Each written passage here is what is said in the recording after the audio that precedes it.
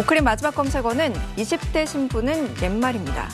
이제는 결혼식장에서 20대 신부보다 30대 신부를 찾아보기가 더 쉬운 시대가 됐습니다. 2021년 초혼한 여성을 분석해보니 30대 여성이 20대 여성보다 많았던 것으로 통계청 조사에서 나타났는데요. 2021년에 여성이 초혼인 결혼은 모두 15만 7천 건이었는데 이 가운데 30대 신부는 49.1%로 절반에 육박한 반면 20대 신부는 45.5%로 조사됐습니다. 그 다음으로는 40대, 10대, 50대 신부 순이었습니다. 30대 여성의 초혼 건수가 20대 여성을 추월한 것은 1990년 통계가 작성된 뒤 이번이 처음입니다. 남성의 경우는 이미 16년 전인 2005년에 30대 초혼이 20대 초혼 건수를 넘어섰습니다. 누리꾼들은 남자나 여자나 취업이 어려우니 결혼이 늦어지는 건 당연하죠. 평균 수명도 늘었으니 좀 여유롭게 해도 되지 않을까요? 등의 반응을 보였습니다. 지금까지 오클릭이었습니다. LG유플러스에 따르면 어제 사내 경조사 게시판에 1호 비혼 선언 글이 올라왔다고 합니다. 해당 직원은 40대 남성으로 알려졌는데요. 게시글을 통해서 비혼 선언을 하면서 상황에 따라 각자의 삶의 방식이 있다고 썼습니다. 앞서 LG유플러스는 비혼 선언 직원에게도 결혼 축하금과 똑같이 기본금 100%와 특별 유급 휴가 5일을 지급하기로 했습니다. 결혼에 대한 개인의 선택권이 다양해진 만큼 비혼 직원에게도 같은 혜택을 지급하겠다는 취지인데요. 다만 축하금을 받은 직원이 혹시라도 나중에 결혼을 하게 된다면 그때는 결혼 축하금과 휴가가 제공되지 않고요. 비혼 축하금을 받고 나서 2년 안에 퇴사를 할 경우에는 축하금을 반납해야 합니다. 네, 꼭 결혼을 해야 한다 이렇게 생각하는 국민들이 지난해보다 좀 더 줄었다고요? 네, 이 통계청 조사인데요. 국민의 절반, 딱 이 50%만 꼭 결혼해야 한다고 생각하는 것으로 나타났습니다. 2년 전 조사 때보다 1.2%포인트 줄었습니다. 결혼하지 않아도 좋다는 게 43.2%, 결혼하지 말아야 한다는 게 3.6%로 이 두 개를 합치면 역시 절반 정도는 결혼하지 않아도 괜찮다고 생각하는 것으로 드러났습니다. 결혼에 대한 필요성은 남자가 더 컸습니다. 미혼, 기혼 다 포함했을 때 남자는 절반 이상인 56%가, 여자는 절반 이하인 44%만 결혼을 해야 한다고 했고요. 미혼으로만 한정하면 남자는 37%, 여자는 22%가 결혼을 해야 한다고 해서 그 차이가 더 벌어졌습니다.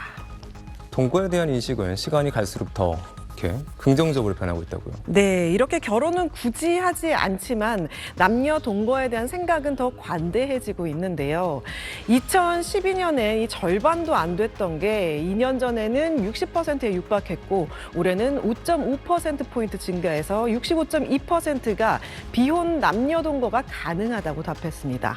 결혼하지 않고도 자녀를 가질 수 있다고 생각한 사람도 4%포인트 늘어서 35%로 늘었는데요. 여자가 남자보다 8.5%포인트 더 높게 나타났습니다. 결혼과 이 동거에 대한 생각 자체가 좀 더 자유로워졌다고 보이는데요. 그렇다고 이 가족관계에 대한 만족도가 줄어서는 아니었습니다. 모든 가족관계에서는 전반적으로 이 만족한다는 게 증가했습니다. 결혼을 하지 않아도 된다고 생각하는 이유는 뭘로 이렇게 조사가 됐습니까? 네, 결혼하지 않는 이유가 이 첫 번째도 또 두 번째도 다 경제적인 것, 돈 때문입니다. 말 그대로 이 돈이 없다, 즉 결혼 자금이 없다는 게 10명 중 3명으로 가장 많았고요. 고용 상태가 불안정해서가 15%로 그 뒤를 이었습니다. 결혼하지 않는 이유에서도 이 성별 차이를 보였는데요. 결혼 자금 부족은 남녀 모두 부동의 1위였지만 2위에서 갈렸습니다. 남자는 고용 상태 불안정, 여자는 결혼의 필요성을 느끼지 못해서를 꼽았습니다. 네, 올해 들어서 이제 집값이 많이 떨어졌다고도 하던데 이게 실제로도 지표로도 지금 이 상황이 확인이 됐다고요? 네, 그렇습니다. 1월부터 9월까지 전국 아파트 실거래가 누적 하락률이 마이너스 7.14%로 나왔는데요. 2006년 조사 이래 역대 최저치입니다. 수도권만 보면 10% 넘게 떨어져서 역시 역대 최대 낙폭을 보였습니다. 10월 아파트값도 이 하락세가 이어지고 있어서 연말까지 이런 분위기가 이어진다면 이 올해 연간 하락률도 역대 최대가 나올 것으로 예상됩니다. 요즘 고금리의 돈 빌리기가 꺼려지는 이유도 있지만 집값 고점이라는 인식 때문에 매매가 이뤄지지 않는 거래 절벽이 이뤄지고 있는데요. 가격 낮춘 급급 매물만 나가면서 실거래가를 떨어뜨리고 있는 겁니다. 네, 그러면 내년 공시가격에 영향을 당연히 주겠죠. 네, 이 최근 국토부가 내년 1월 1일자 이 주택과 토지에 대한 공시가격 산정 착수에 들어갔는데요. 올해보다 떨어지는 데가 속출할 걸로 보입니다.